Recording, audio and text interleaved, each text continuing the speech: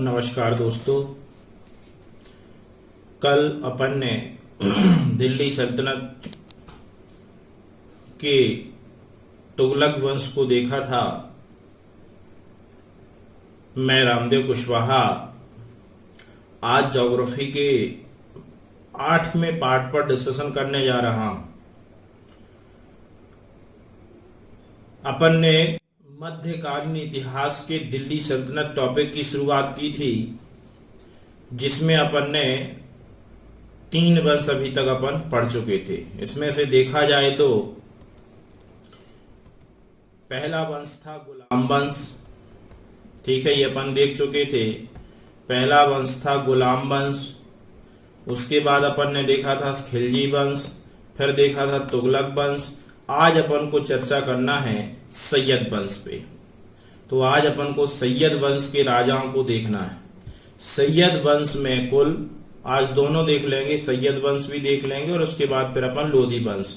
सैयद वंश में कुल कितने राजा हुए? 3। एक था खिज्र खां, दूसरा है मुबारक शाह, तीसरा है मोहम्मद शाह और चौथा है अलाउद्दीन अहमद शाह।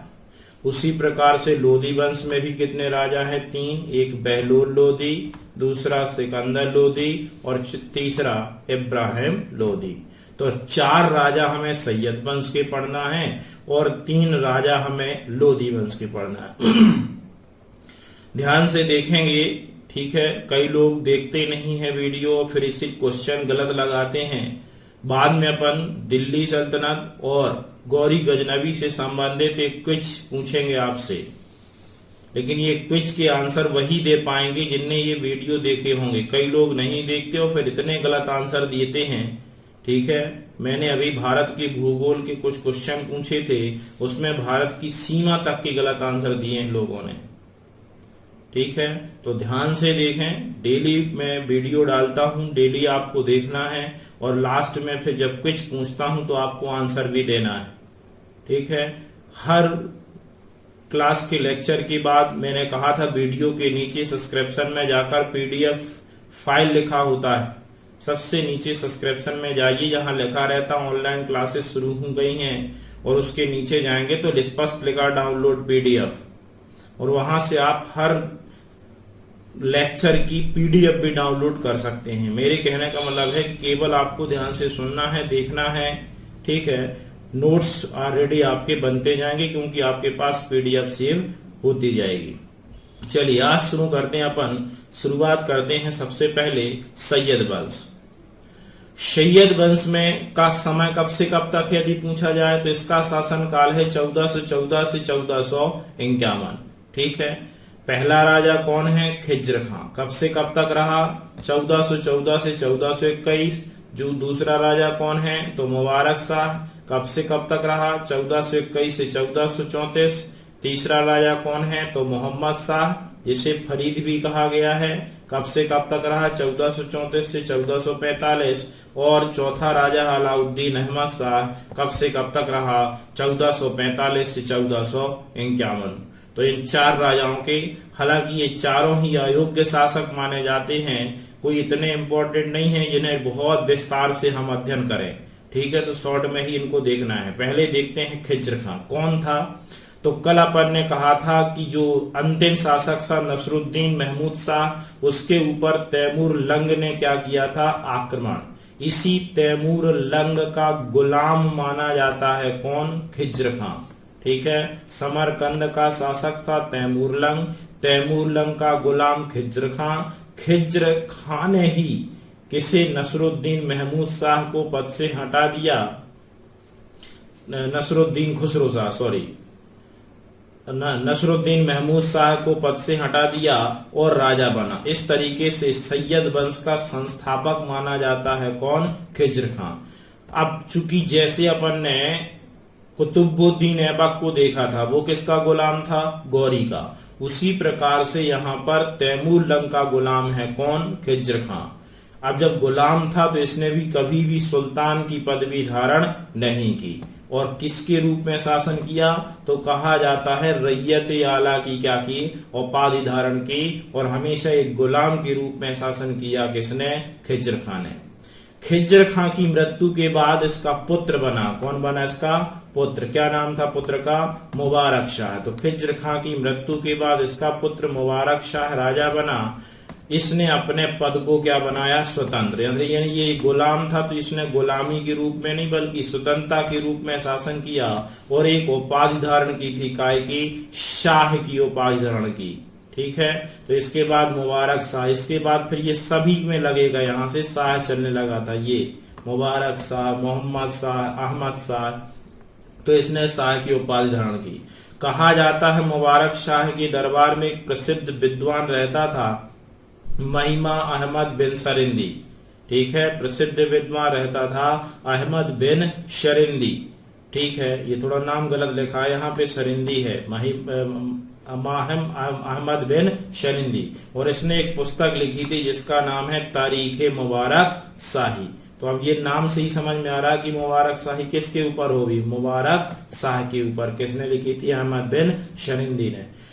मुबारक शाह के बाद राजा बना कौन, मोहम्मद शाह। कौन राजा बना, मोहम्मद शाह। इसके बचपन का नाम क्या मिलता है, फरीद, ध्यान रखना है। मुबारक शाह के बाद राजा बना मोहम्मद शाह, इसके बचपन का नाम फरीद। और फिर इस वंश का अंतिम शासक माना जाता है अलाउद्दीन अहमद शाह को। किसको माना जाता है, अलाउद्दीन अहमद शाह, जो कि जिसे बहलोल लोदी ने, एक नया राजा आने वाला है बहलोल लोदी, बहलोल लोदी ने इसे हरा दिया और इस प्रकार से सैयद वंश का अंत कर एक नए वंश की शुरुआत होगी जिसका नाम है लोदी वंश।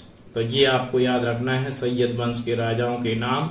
हालांकि ज्यादा इंपॉर्टेंट उतने नहीं हैं, लेकिन फिर भी कहीं क्वेश्चन ऐसे आते हैं तो याद रखना है। अब नेक्स्ट वंश आएगा आपका लोदी वंश।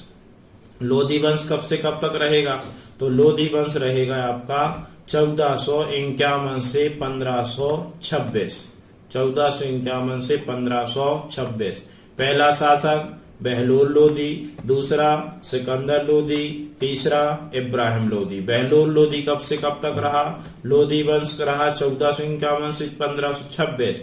बहलोल लोदी 14, डेट इंपॉर्टेंट है इसकी, 1451 से 1489 तक बहलोल लोदी, 1489 से 1517 तक सिकंदर लोदी और 1517 से 1526 तक इब्राहिम लोदी। तो ये तीनों राजा याद रखना है। इसमें पहला है बहलोल लोदी। बहलोल लोदी 1451 से 1489 तक दिल्ली की गद्दी पर बैठा और इसके साथ एक इम्पोर्टेंट पॉइंट ये जुड़ा है कि यह दिल्ली की गद्दी पर बैठने वाला सर्वाधिक समय तक, आप यहां से डेट निकालें तो लगभग 51 से 89, यानी लगभग 48-49 साल तक राजा रहा है। कौन, बहलोल लोदी। तो यह दिल्ली की गद्दी पर बैठने वाला, और इसका रीजन भी ये था। रीजन क्या था, कभी भी ये स्वयं को अपना राजा नहीं मानता था, ठीक है, बल्कि ये मानता था कि मैं भी प्रजा का क्या हूं, एक सेवक है। जैसे नरेंद्र मोदी कहता है कि मैं भी चौकीदार हूं, तो वैसे ये प्रजा का सेवक समझता था, ना कि स्वयं को सुल्तान, राजा नहीं। कहते थे जो तुर्क सरदार हुआ करते थे उनके साथ, या जो महान व्यक्ति हुआ करते थे उनके साथ जरूरी नहीं कि ये गद्दी पर बैठे, कहा जाता है ये नीचे फर्श पर ही बैठ जाया करता था। इस प्रकार से कभी भी इसमें अहम भाव नहीं था और यही कारण था कि दिल्ली की गद्दी पर सर्वाधिक समय तक बैठने वाला शासक बना। ठीक है, जितने भी तुर्क या अफगान सरदार हुआ करते थे उनसे अच्छे संबंध थे और उनके साथ नीचे ही कालीन पर बैठ जाता था। ठीक है, ये कालीन लिखा हुआ है, तो नीचे कालीन पर ही बैठता था। सैयद वंश का शासक मोहम्मद शाह इसे अपना पुत्र मानते थे। किसको, बहलोल लोदी को। ठीक है, जो सैयद वंश का एक राजा था मोहम्मद शाह, वो इसे अपने पुत्र मानता था और इसे एक उपाधि दी गई थी खाना। तो क्वेश्चन ये आता है कि खाना की उपाधि किसको दी थी, बहलोल लोदी को। किसने दी थी, तो मोहम्मद शाह ने। नेक्स्ट देखें इसके बाद तो फिर सिकंदर लोदी। सिकंदर लोदी राजा रहा 1489 से 1517 तक दिल्ली की गद्दी पर बैठा। इसके बचपन का नाम मिलता है निजाम खां। क्या नाम था, बचपन का नाम था निजाम खां। एक जूना खां था, याद है, गाजी मलिक, जूना खां था मोहम्मद बिन तुगलक और निजाम खां था सिकंदर लोदी। कहा जाता है पिता बहलोल लोदी की मृत्यु के बाद इसका पुत्र राजा बना था जिसका नाम था सिकंदर लोदी। यह लोदी वंश का सर्वाधिक, ये बहुत इंपॉर्टेंट, जितने भी ये रेड मार्क से लिखे गए हैं वो हाईलाइट किए गए हैं क्योंकि यहां से हमेशा क्वेश्चन बनता है और आते ही आते हैं। तो यदि पूछा जाए कि लोदी वंश का सर्वाधिक सफल शासक किसे माना जाता है तो वो है सिकंदर लोदी। इसके द्वारा क्या किया गया था, 1504 में एक शहर बसाया गया था, कौन, आगरा। तो 1504 में सिकंदर लोदी के द्वारा आगरा शहर की स्थापना की गई। कहा जाता है इसने कुछ समय के लिए आगरा को अपनी राजधानी भी बनाया था। किसने, सिकंदर लोदी ने। 1500, कई बार क्वेश्चन आया है आगरा शहर किसने बसाया, तो सिकंदर लोदी ने, और इसे इसने अपनी क्या बनाया था, कुछ समय के लिए राजधानी। अब आगरा कहाँ है, तो यमुना नदी के किनारे। कहाँ है, यमुना नदी के किनारे। तो इसने यमुना नदी के किनारे बाल मुड़वाने पर क्या लगा दिया था, प्रतिबंध। ठीक है, नदियों के किनारे बाल मुड़वाते हैं तो इसने कहा था कोई भी नदी के किनारे प्रदूषित नहीं होगा पानी। ठीक है, तो यमुना नदी के किनारे बाल मुड़वाने पर प्रतिबंध लगा दिया और एक पैमाना चलाया था जिसका नाम है गज सिकंदरी। तो ये पैमाना उसी के नाम पर है, सिकंदरी सिकंदर। गज सिकंदरी पैमाने का प्रारंभ किसने किया, तो ये भी किसने किया था, सिकंदर लोदी। एक बात और इम्पोर्टेंट थी कि इसने मुस्लिम महिलाओं को मजारों पर जाने से क्या लगा दी थी, रोक लगा दी थी। मजार जो होते हैं यहाँ चादर चढ़ाई जाती है, इन मजारों पर जाने से क्या लगा दी थी, रोक लगा दी थी। किसने, सिकंदर लोदी ने। सिकंदर लोदी के बाद लोदी वंश का अंतिम शासक माना जाता है इब्राहिम लोदी। कब से कब तक रहा, तो ये रहा 1517 से 1526। दिल्ली सल्तनत का एवं लोदी वंश का ये क्या है, अंतिम, क्योंकि दिल्ली सल्तनत का अंतिम वंश है लोदी वंश और लोदी वंश का अंतिम शासक कौन है, इब्राहिम लोदी। इब्राहिम लोदी के चाचा आलम खां लोदी एवं राणा सांगा, ये दो व्यक्ति बहुत नफरत करते थे किससे, इब्राहिम लोदी से। कौन, इसके चाचा आलम खां लोदी और राणा सांगा। इन दोनों ने मिलकर बाबर से कहा कि इब्राहिम लोदी पर आक्रमण करो और इब्राहिम लोदी पर आक्रमण करने का निवेदन किया। कहा जाता है कि 1526 में इन लोगों के कहने पर एक युद्ध हुआ, पानीपत का प्रथम युद्ध। किसके किसके बीच, एक तरफ सेना थी बाबर और एक तरफ इब्राहिम लोदी।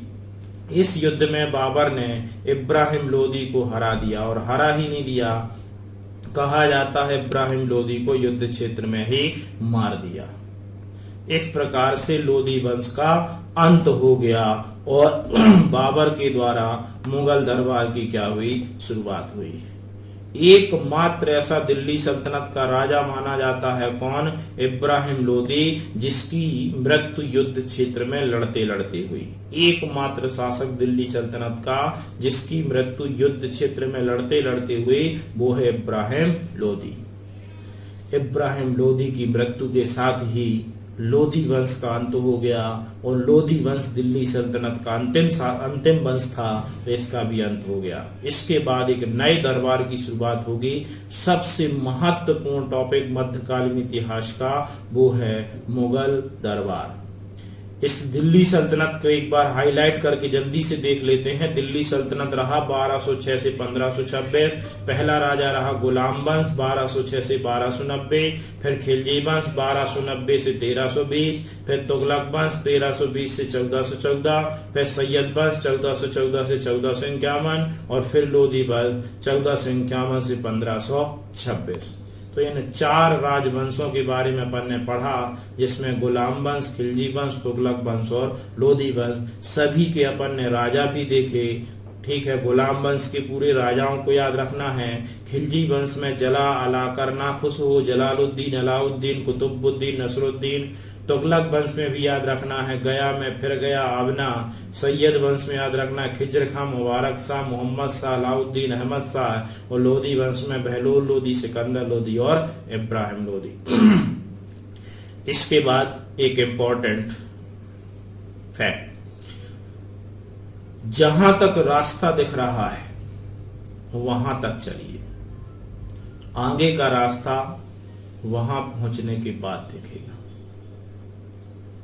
कहने का तात्पर्य यह है कि चलना तो प्रारंभ है। ये आप चलना शुरू करेंगे, रास्ते अपने आप बनते जाएंगे।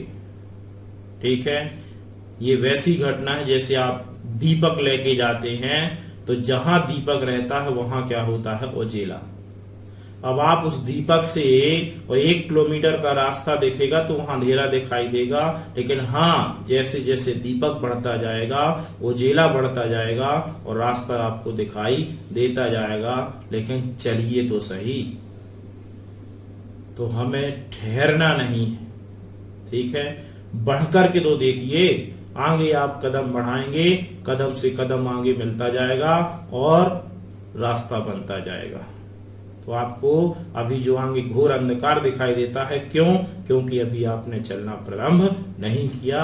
आप आगे जैसी चलेंगे, आगे का रास्ता अपने आप आपको दिखने लगेगा। इन्हीं शब्दों के साथ आज का लेक्चर यहीं समाप्त किया जाएगा।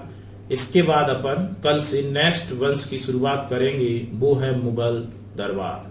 तब तक के लिए आप घर में रहें, सुरक्षित रहें और पढ़ाई जारी रखें। थैंक यू दोस्त।